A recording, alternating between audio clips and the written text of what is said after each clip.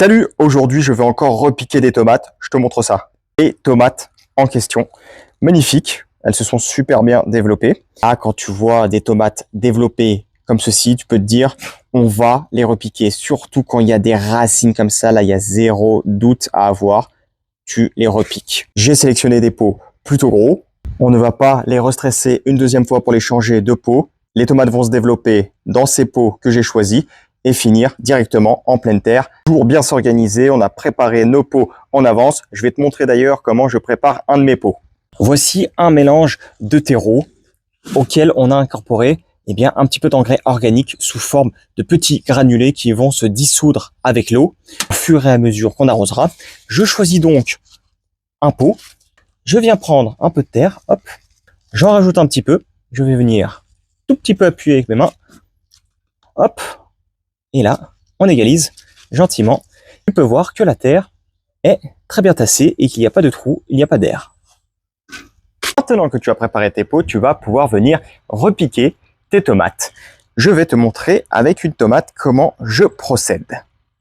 Petit outil s'appelle un plantoir, tu peux en trouver facilement. Si tu n'en as pas, une branche assez fine et longue fera l'affaire. Pour commencer, tu vas venir prendre ta tomate et tu viens planter ton plantoir assez profondément. Et là, tu fais un effet levier. Voilà, tu appuies comme ça et il ne faut pas avoir peur de casser les racines. Alors là, la plante est vraiment très très grosse.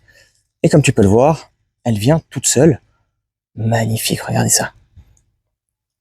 Magnifique système racinaire. Alors là, il y a vraiment zéro problème. Ça va repartir très facilement. Tu vas venir faire un trou, pas en enfonçant le plantoir, mais en tournant. Tu vas tourner, tourner, tourner.